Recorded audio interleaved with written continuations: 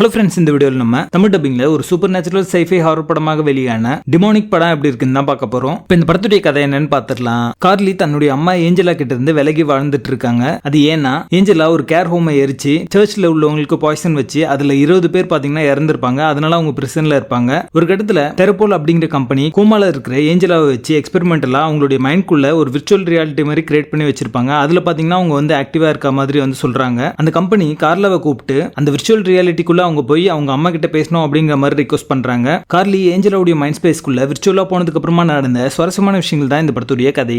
இந்த படத்துல இருக்கிற சைஃபை எலிமெண்ட்ஸ், எக்ஸ்பெரிமெண்டல் சீக்வன்ஸ் எல்லாமே இன்ட்ரெஸ்டிங்கா இருக்கும் பார்க்கிறதுக்கு. கார்லி ஏஞ்சலா இவங்க ரெண்டு பேருடைய கான்வர்சேஷன் சீக்வன்ஸ் எல்லாமே என்டர்டெய்னிங்கா இருக்கும். இவங்க காமிச்ச அந்த விர்ச்சுவல் வேர்ல்டு பாத்தீங்கன்னா விஎஃப்எக்ஸ் ஒர்க் இன்னும் கொஞ்சம் பெட்டரா பண்ணிருக்கலாம் அப்படிங்கிற மாதிரி தோணுச்சு. அந்த விர்ச்சுவல் வேர்ல்டுக்கு இவங்க போற சீக்வன்ஸ் எல்லாம் ஃபர்ஸ்ட் இன்ட்ரெஸ்டிங்கா இருந்தாலுமே ஒரு கட்டத்துக்கு மேல சலிப்பு தட்டுற மாதிரி தான் இருக்கு அப்படின்னே சொல்லலாம். ஸ்டோரி ஸ்கிரீன் பிளே எல்லாமே இன்னும் கொஞ்சம் பெட்டரா பண்ணிருக்கலாம் அப்படிங்கிற மாதிரி தோணுச்சு. ஒரு ஃபிளாட்டான ஒரு ஸ்கிரீன் பிளே வச்சது தான் இந்த படத்துடைய மைனஸ் அப்படின்னே சொல்லலாம். இந்த படத்துல நிறைய சீக்வன்ஸ் ட்ராக் ஆக தான் செய்யுது. இன்ட்ரெஸ்டிங்கான எலிமெண்ட்ஸ் ஆட் பண்ணி சொல்லியிருந்தாங்கன்னா இது ஒரு பெட்டரான ஒரு படமா வந்திருக்கும். இந்த படத்துடைய கான்செப்ட் நல்லா இருக்கு, இருந்தாலுமே எக்ஸிகியூஷன்ல கோட்டை விட்டுருக்காங்க. படத்துடைய பேசிங் ஆவரேஜா இருக்கும். மொத்தத்தில் இது ஒரு பிலோ ஆவரேஜ் ஹாரர் படமாக வந்திருக்கு. படத்துல அடர்காண்ட் இல்ல. இந்த படத்தை நீங்க ஃபேமிலியோட பார்க்கலாம். டிமோனிக் படத்துக்கு எங்களோட ரேட்டிங் 4.5 out of 10.